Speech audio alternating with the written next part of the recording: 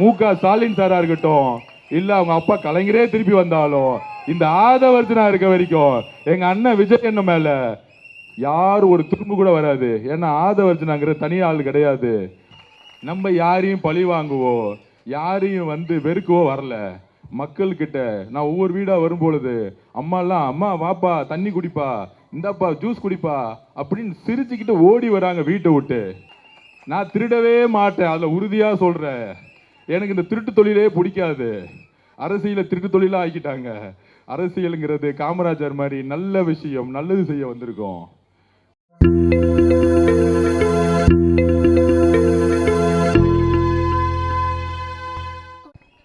எனக்கு சின்ன வயசுலேருந்தே ஒரு குறை இருந்துச்சு. அம்மா இல்லை அம்மா இல்லைன்னு வருத்தப்பட்டுக்கிட்டே இருப்பேன். ஆனால் இங்கே இருக்கக்கூடிய ஒவ்வொரு அம்மாவை பார்க்கும்போது எனக்கு எங்கள் அம்மாவே உயிரோடு வந்த மாதிரி இருக்கு. ஒவ்வொரு முகத்துலையும் எங்கள் அம்மா உயிரோடு வந்த மாதிரியே இருக்கு. ஒவ்வொரு வீட்டுக்குள்ளே போகும்போது எனக்கு ஒரு உணர்ச்சி பூர்வமான ஒரு எமோஷன்ஸ் இருக்கு. அப்பா ஒன்றுமே இல்லாமல் லைஃப்பை சின்ன வயசில் 5 வயசில் ஒரு அனாதையாக ஸ்டார்ட் பண்ணேன். இன்னைக்கு இத்தனை பேர், இத்தனை குடும்பம் எனக்காக, நம்ம தலைவர் விஜய் அண்ணனுக்காக ஒரு மாற்றம் வரணும், ஒரு மாற்றம் வந்தே ஆகணும். ஓட்டு போட்டு ஓட்டு போட்டு ஓட்டு போட்டு எல்லாரும் ஒரே மாதிரி பேசி பேசி ஆனால் ஜெயிச்சு முடிச்சுட்டு எங்கள் தெருவுக்கு வரவே இல்லை, எம்எல்ஏ ஆஃபீஸே காணோம் அப்படிங்கிறத ஒவ்வொரு வீட்லையும் நான் கேட்டுக்கிட்டு இருக்கேன். ஆனால் இன்னைக்கு திமுகவில் இறக்கி விட்டுருக்காங்க. குடும்பமாக வருவாங்க, முதலமைச்சர் குடும்பம்லாம் வந்துக்கிட்டு இருக்காங்க. ஆனால் அவங்க பேர் மக்களுக்கு தெரியாது. ஏன் தெரியாது தெரியுமா? 21 ஓட்டு போட்டீங்க எல்லாரும், ஆனால் வந்தாங்களா? முதலமைச்சர் குடும்பம் வந்தாங்களா? வில்லிவாக்கம் பகுதி மக்களை பார்த்தாங்களா? ஜெயிச்ச எம்எல்ஏ வந்தாங்களா? இல்லை ஏதோ ஆபீஸ்னு ஒன்று இருந்துச்சா? அப்ப என்ன தைரியத்தில் திருப்பி முதலமைச்சர் குடும்பமும் யாரோ ஒருத்தர் அண்ணா நகர்ல இருந்து இங்க தூக்கிட்டு அவரே அழுது அழுது வந்திருக்கிறாரு. அவர் பாவம் 1 வருஷமா அண்ணா நகர்ல வேலை பார்த்துட்டு இருந்தாரு. அவர் அங்கிருந்து மாத்தி இங்கிருந்து வரும்போதே அழுதுகிட்டே வராப்புல. அழுதுகிட்டே முதல் நாளே அழுதா என்ன ஆகும்? எலெக்ஷன் டேக்கு அழுதான் போறாரு. அதனால அவரை பத்தி நம்ம கண்டுக்க வேணாம். ஒவ்வொரு தெருவா உங்க வீட்டுக்குள்ள வரும் பொழுது ஒவ்வொன்னு நீங்க சொல்றீங்க. என்ன தேவைன்னு கேட்கறதுக்கு முன்னாடியே நான் தெருவா பார்க்கும்போது தெரியுது, ஒரு ரோடு சரியில்லை. ரோடு விட்டுருங்க, ஒரு ட்ரைனேஜ் கிடையாது. இங்கிருந்து ஒரு கழிப்பறை போயிட்டு போற ஒரு ட்ரைனேஜ் கிடையாது. மழை வந்தால் மழை தண்ணீரும் ட்ரைனேஜ் தண்ணீரும் கலந்து வீட்டுக்குள்ள வந்துடுது. தண்ணி, குழாய் தண்ணி வீட்டுக்குள்ள கிடையாது. கரண்ட் சரி, நிறைய இடத்துல இருட்டா இருக்கு. நம்மளுடைய பெண் குழந்தைகள் ஸ்ட்ரீட்ல போகும்பொழுது இருட்டா போகும்போது எப்போ என்ன நடக்குன்னு தெரியாத அளவுக்கு ஒவ்வொரு தெரியும் லைட்டு கிடையாது. ஸோ இந்த மாதிரி ஒவ்வொரு பிரச்சனைகள். சத்யா நகரில் ஆரம்பித்தேன். சத்யா நகரில் போகும்போது வீடு இடிக்க போனாங்க. வீடு இடிக்க மாட்டேன்னு 21 பட்டா கொடுக்குறேன்னு சொன்னாங்க. ஆனால் எல்லா வீடும் இடிச்சு முடிச்சுட்டாங்க எலெக்ஷன் வரதுக்கு முன்னாடியே. அப்போ வில்லிவாக்கம் ஃபுல்லாக இடிக்க ஒரு தட்டி வந்தாங்கன்னா திருப்பி வீடு இடிச்சிருவாங்க. ஆனால் இதெல்லாம் நான் வில்லிவாக்கம் மக்களுக்கு நல்லது செஞ்சேன்னு சொல்றதுக்கு இன்னைக்கு வேட்பாளர்கள் ஒன்றும் கிடையாது. எனக்கு முதலமைச்சர் குடும்பம் தெரியும், எனக்கு அவரை தெரியும், இவரை தெரியும், மகனை தெரியும், மருமகன் தெரியும்னு சொல்லிட்டு திருப்பியும் ஒரு எம்எல்ஏ பையன் குடும்ப ஆட்சி, மேலேயும் குடும்ப ஆட்சி, இங்க இருக்க வேட்பாளரும் குடும்ப ஆட்சி, எல்லாம் எம்எல்ஏ பசங்க தான் இங்க வருவாங்க. எம்எல்ஏ பசங்களுக்கு என்ன தெரியும்? வசதி வாய்ப்பு தெரியும். ஏழ்மனா என்னன்னு தெரியுமா? ரேஷன் கடையில் அரிசி கிடைக்குதா, துவரம் பருப்பு கிடைக்குதா, இல்ல எண்ணெய் கிடைக்குதா, சக்கரை கிடைக்குதுன்னு தெரியுமா? அண்ணா நகர்ல இருந்து வந்திருக்காரு மோகனோட பையனுக்கு வருமானா என்னன்னு தெரியுமா? எனக்கு தெரியும்.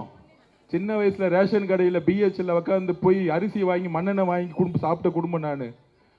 சின்ன வயசு ஸ்கூல்ல, கவர்மெண்ட் ஸ்கூல்ல சத்துணவு சாப்பிட்டு வளர்ந்த பையன் நான். அதனால தான் 6 அடி வளர்ந்துட்டேன். எல்லாரும் கேட்பாங்க, எப்படி 6 அடி வளர்ந்த, எப்படி 6 அடி வளர்ந்தேன்னு. ரொம்ப பெரிய ஆர்லிக் சாப்பிட்டீங்களா, போன்விட்டா சாப்பிட்டீங்களான்னு கேட்பாங்க. சத்துணவு சாப்பிட்டு வளர்ந்தப்பா, எம்ஜிஆர் போட்ட அரிசி சாப்பிட்டு வளர்ந்தப்பா நான். என்ன உங்களை மாதிரி அமெரிக்காவில் போய் லண்டனில் போய் வீடு வாங்கி வைக்கல நான். என்ன சம்பாதிச்சனும் டிக்ளேர் பண்ணிட்டு எல்லா சொத்தையும் மக்களுக்கே கொடுக்கணும்னு வந்துட்டு நம்ம சிஎம் மாதிரி என் அக்கௌண்ட்ல வெறும் 10,000 ரூபா தான் இருக்குன்னு போய் சொல்ல நான் வரல. என்ன இதெல்லாம் நியாயமா? உங்க அக்கௌண்ட்ல ஒரு 10,000 ரூபாய் இருக்குல்ல, முதலமைச்சருக்கு 10,000 ரூபாய் தான் இருக்குன்னா என்னென்ன நியாயம்? அது எவ்வளோ பெரிய இதுலயே ஏமாத்து வேலை. 10,000 ரூபாய் குடும்பமா, அப்படி பார்த்தா ஏன் வந்து ஆழ்வார்பேட்டில் வாழ்றீங்க? நம்ம சத்யா நகர்ல தானே நீங்க வாழ்ந்துருக்கணும். 10,000 ரூபாய் தான் இருக்குன்னு சத்யா நகர்ல தானே நீங்க இருந்திருக்கணும். இல்ல அகத்தியர் நகர்ல தானே இருந்திருக்கணும். முதலமைச்சர் ஸ்டாலின் சார் அவர்களே, அவ்வளோ பெரிய வீடு நீலாங்கரையிலையோ இங்கேயும் எப்படி வந்துச்சு? செரண்ட் ஆஃப் ரோட்ல வீடு எங்கிருந்து வந்துச்சு? 100 கோடி ரூபாய்க்கு வீடு எங்கிருந்து வந்துச்சு? எல்லாம் அவங்க அப்பா கலைஞர் காலத்தில் அடிச்ச ஊழல் பொண்ணை இப்ப தொடர்ந்துகிட்டே இருக்கு. ஆனா அக்கௌண்ட்ல கேட்டா 10,000 ரூபாய் தான் இருக்குங்கிறாங்க. மக்களே, நியாயமா அதெல்லாம்? நான் ஜெயிச்சா ஒவ்வொரு 3 மாசமும் என்னுடைய சொத்து கணக்கை இங்கேயே தாக்கல் செய்வேன், உங்க முன்னாடியே தாக்கல் செய்வேன். 500 கோடி 1000 கோடின்னு அடிச்சுக்கிட்டு இருப்பாங்க. ஏன் வேலை அது கிடையாது. நான் ஓட்டுக்கு காசு கொடுக்க போறது இல்ல. ஏன்னா எங்க அம்மாவுக்கு காசு கொடுத்தா நான் ஓட்டு கேட்கணும். எங்க அக்கா கிட்ட காசு கொடுத்தா நான் ஓட்டு கேட்கணும். எங்க அண்ணனுக்கிட்ட நான் காசு கொடுத்தா ஓட்டு கேட்கணும். என் தங்கச்சி கிட்ட காசு கொடுத்தா நான் ஓட்டு கேட்கணும். சொல்லுங்க. மொத்தமா கடைசி நேரத்தில் இந்த எம்எல்ஏ பிள்ளைங்களாம் என்ன பண்ணுவாங்கன்னா, என்ன பேசணும்னு தெரியாது, வில்லிவாக்கம் என்ன சொன்னாங்கன்னு தெரியாது. கடைசியா வந்து நைட்டு போலீஸை வச்சே 3000 ரூபாய் கொடுப்பாங்க. தமிழக காவல்துறை நீங்களே கொடுத்துக்கோங்க, அம்மாக்கள் எல்லாம் நம்ம பணம் தான், காசு அடிச்சு பண்ணா எல்லாம் வாங்கிக்கோங்க. ஆனா கொடுக்கும்போது விசில் சிம்பிள்ல குத்துன்னு குத்திட்டு போயிட்டே இருங்க.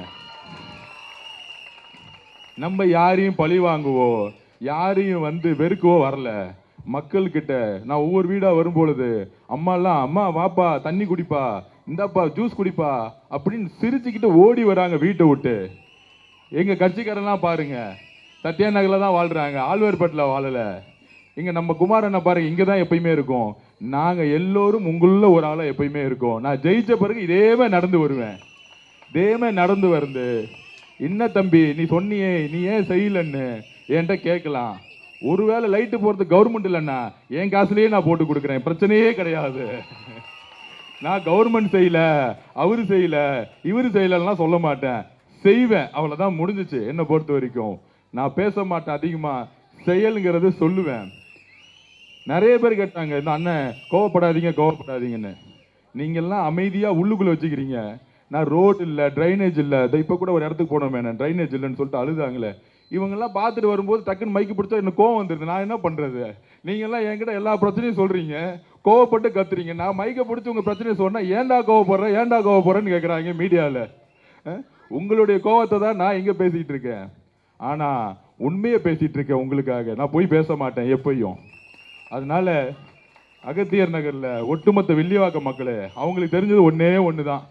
அன்னைக்கு பாட்டில தூக்கி நம்ம அம்மாவை அடிச்சாங்க, எனக்கு கோவம் வந்துச்சு, எமோஷனல் ஆயிட்டேன். போலீஸ் போய் சொல்லிருச்சு. அவங்க 2 பேரும் பாட்டில் வச்சு விளாண்டுக்கிட்டாங்களாம். விளாண்டு முடிச்சுட்டு அவங்கள பேக் பண்ணி அனுப்பிச்சிட்டாங்க. ஆனா ஜெயிச்ச பிறகு என் அம்மாவை அடிச்சாங்களே பாட்டில், அவங்களை தேடி பிடிச்சி என்ன செய்யணும்னு தெரியும், காவல்துறையை வச்சு எல்லாம் ஏமாத்துட்டோம். அதனால இங்க ஒரு அடிப்படை வசதியே கிடையாது. ஒரு காலேஜ் இருக்கா? நம்ம பசங்க படிக்கிறது ஒரு காலேஜ் இருக்கா? அண்ணா நகரை எவ்வளவு அழகா ஆக்கி இருக்கிறாங்க. அப்படியே பக்கத்துல இருந்து வில்லிவாக்கம் வரும் பொழுது எவ்வளவு ரோட்ல நடக்க முடியாத பிரச்சனை இருக்கு, தண்ணி கூட இல்லாத ஒரு பிரச்சனை இருக்கு. மழை பெஞ்சா கொசு வந்து இங்கதான் பல பேர் வந்து டெங்குல போய் படுத்துக்கிறாங்க. அப்ப நம்ம குழந்தைங்களுக்கு ஒவ்வொரு தடி மழை வரும்போது நரக வாழ்க்கையை வாழ்ந்துட்டு இருக்காங்க வில்லிவாக்கம். ஆனா மொத்த முதலமைச்சர் குடும்பம் இங்க வந்து வாக்கிங் பண்ணிட்டு இருக்காங்க, என்ன தைரியத்துலன்னு தெரியல. அதுக்கெல்லாம் நீங்க ஏப்ரல் 23ஆம் தேதி 4ஆம் தேதி ரிசல்ட் இன்னைக்கு மதுல காமிச்சிட்டு போய்கிட்டே இருங்கிறதா என்னுடைய வேண்டுகோள். ஒரே ஒரு சத்தியம் சொல்றேன், உங்க குடும்பத்துல ஒரு ஆளை நான் எப்பயுமே இருப்பேன். ஒரு எம்எல்ஏவா நான் இருக்க வரல, என்ன எம்எல்ஏவே பார்க்காதீங்க. நான் இன்னும் அரசியல்வாதியே ஆகல. எனக்கு அரசியல்வாதி எப்படி இருக்குன்னு சொல்றேன். நான் இந்த வெள்ளை சட்டை எனக்கு கொடுக்காதீங்கன்னு, நான் வேற சட்டை போட்டு வரேன்னு சொல்றேன். கேட்க மாட்டேங்கிறாரு. இல்லைங்க நீங்க வெள்ளை சட்டை போடணும், நான் டிஷர்ட்டை போட்டு ஜீன்ஸை போட்டுட்டு ஒரு ஸ்போர்ட்ஸ்மேன் மாதிரி நான் ஸ்போர்ட்ஸ் அந்த இப்போதான் வாலிபால் விளையாட போனேன், சந்தோஷமா விளையாண்டுட்டு இருந்தேன். அதுக்குள்ள கூட்டிட்டு வந்துட்டாங்க, நீங்க வாங்க இப்படி விளையாண்டுட்டு இருந்த ஆள வெள்ளை சட்டை எல்லாம் போட்டு விட்டு உங்க வீட்டுல பசங்க எல்லாம் பார்க்கும்போது எனக்கு பொறாமையா இருக்கு. பாரு அவங்களாம் கலர் சட்டை போட்டு ஜாலியா இருக்கிறாங்க, என்ன இப்படி பண்ணி விட்டீங்க அப்படிங்கிற மாதிரி. நாங்கெல்லாம் இன்னும் அரசியல்வாதியே ஆகல. ஸோ இந்த திமுக காரங்க மாதிரி அப்படியே ஒரு யானை மாதிரி டக்குன்னு ஓபன் பண்ணி டக்குன்னு 3000 ரூபாய் கொடுத்துட்டு என்ன ஓட்டு போட்டு போயிடுங்கன்னு சொல்றதுக்குலாம் நான் வரல. எனக்கு உண்மையிலேயே சொல்றேன், எனக்கு அம்மா இல்லை, அப்பா விட்டுட்டு போயிட்டாரு. அப்பாவும் அம்மாவும் இருந்து என்ன பார்த்துக்கோங்க. நான் உங்களை என்னைக்கும் உயிருள்ள வரையும் உங்களுடைய குழந்தைங்களுடைய படிப்பாகட்டும், இல்ல மெடிக்கல் பிரச்சனை ஆகட்டும், இல்ல ரோட்ல ஒரு பிரச்சனை ஆகட்டும், இங்கேயே வீடு எடுத்து வில்லிவாக்கமே என்னுடைய வீடா மாறி உங்களுடைய தங்கி என்னுடைய வாழ்க்கை முழுசு நான் தொடருங்கிறத நான் உறுதி கொடுக்குறேன். அதை மட்டும் நான் பதிவு பண்ணி உங்களுடைய நான் ஃபர்ஸ்ட் 10 நாள் தெரு தெருவா நடந்து போயிட்டேன். என்ன பிரச்சனை, எல்லா நகர்லையும் பிரச்சனை என்னன்னு பார்த்துட்டேன். எல்லாம் மைண்ட்ல ஏறிடுச்சு. நீங்க தைரியமா எங்களுக்காக வந்து ஒரே ஒரு முடிவெடுங்க.